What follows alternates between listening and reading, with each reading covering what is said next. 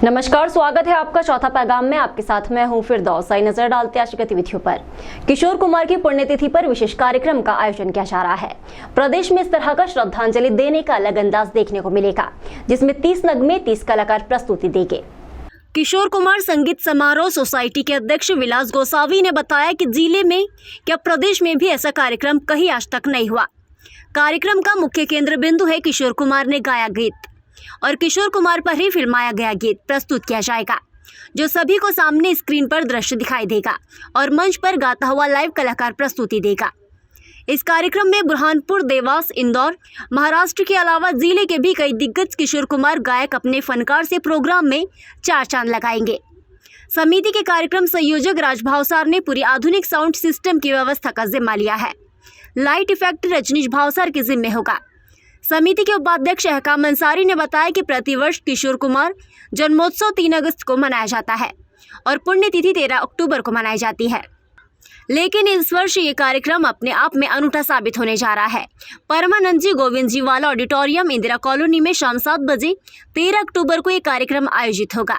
चुनाव आचार संहिता के पूर्व आभास को देखते हुए इसके किसी राजनीतिक जनप्रतिनिधियों का स्वागत और उद्बोधन नहीं होगा, लेकिन औपचारिक आमंत्रण और उपस्थिति रहेगी। कार्यक्रम हेतु किसी प्रकार का कोई प्रवेश पत्र नहीं रहेगा। पूर्ण रूप से ये निःशुल्क रखा गया है। इस हेतु उद्घोषक को बाहर से आमंत्रित किया गया है।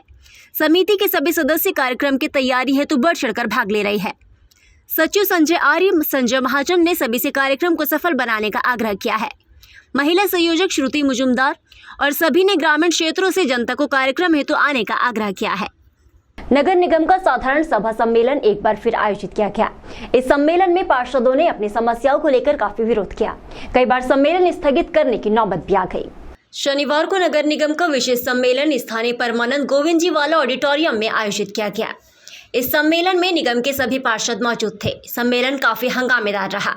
दोपहर 1 बजे तक विभिन्न मुद्दों पर बहसाबहसी चलती रही, तो कई बार पक्ष विपक्ष आमने सामने आ गए। विपक्षी पार्षद अपनी मांगों को लेकर धरने पर जमीन पर बैठ गए। वार्ड नंबर 47 शिवाजी वार्ड की पार्षद मीना सोनवने ने लालबाग चौराहे पर संविधान निर्माता डॉक्टर बाबा साहेब भीमराव अंबेडकर की प्रतिमा का भूमि पूजन होने के बाद भी प्रतिमा नहीं लगने पर विरोध दर्ज कराया। वहीं नगर निगम अध्यक्ष महापौर आयुक्त के सामने जमीन पर जाकर बैठ गई। इसके बाद अन्य कांग्रेसी पार्षद जो उनके साथ समर्थन में जमीन पर बैठ गए और नारेबाजी की।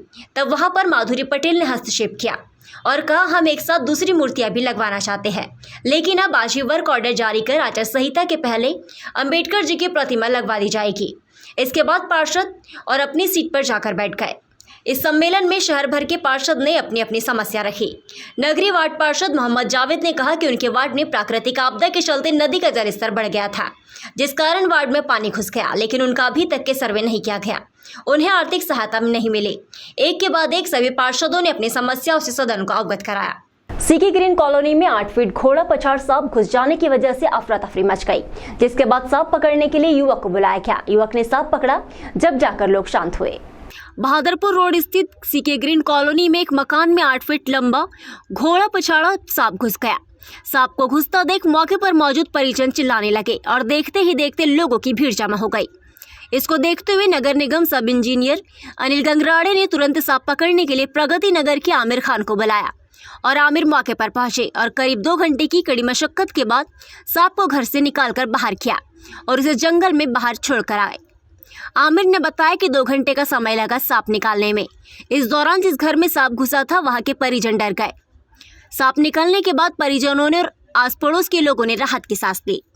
अच्छा, कैसे कहाँ घुस गए थे? ये उनके मकान के बाजू में था। कौन सा सांप है? ये घोड़ा पछाड़ है, 8 फीट का है। 8 फीट का है। कितने मतलब कोई परेशानी की निकालने में? परेशानी बहुत, कम से कम 2 घंटे लग गए।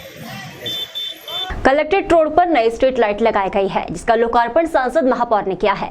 इस रोड के 20 पोल पर 40 लाइट लगाई गई है।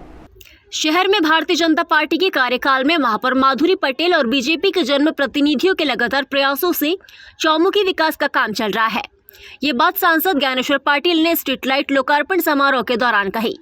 दरअसल कलेक्ट्रेट कार्यालय से रेणुका माता मंदिर पहुंच मार्ग पर 20 स्ट्रीट पोल लगाए गए हैं, जिस पर 40 लाइट लगे हुए हैं। इसका लोकार्पण सांसद ज्ञानेश्वर पाटिल, महापौर माधुरी पटेल, पूर्व मंत्री अर्चना चिटनिस, शहर के सभी पार्षद और जनप्रतिनिधियों ने किया। सांसद ज्ञानेश्वर पाटिल ने कहा कि मैं महापौर माधुरी पटेल जी का धन्यवाद देता हूँ। शहरवासियों की तरफ से जो उन्होंने इस मार्ग पर स्ट्रीट लाइट लगाए है, अब इस मार्ग पर आवागमन करने वाले लोगों को रात के अंधेरे में परेशानी का सामना नहीं करना पड़ेगा। प्रेमचंद हनुमान मंदिर में मंगल भवन का लोकार्पण अतिथियों की मौजूदगी में संपन्न हुआ। दोपहर 12 बजे आदिलपुर क्षेत्र में स्थित प्राचीन प्रेमचंद हनुमान मंदिर में विधायक निधि और जन सहयोग से बने मंगल भवन का लोकार्पण कार्यक्रम का आयोजन किया गया।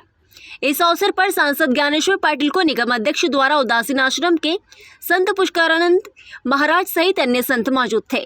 कार्यक्रम का संचालन आशीष शर्मा ने किया। कार्यक्रम में पधारे संतों अतिथियों का शॉल श्रीफल से भगवान के चित्र की प्रतिलिपि देकर हनुमान चालीसा देकर सम्मानित किया गया।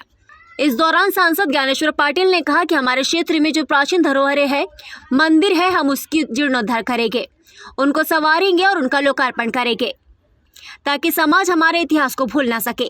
आशीष शर्मा ने सांसद से मांग की है कि इस मंदिर तक पहुंचने के लिए पहुंच मार्ग बनाएं और प्रकाश व्यवस्था करें ताकि भक्तजनों को आने में किसी प्रकार की कोई समस्या का सामना न करना पड़े।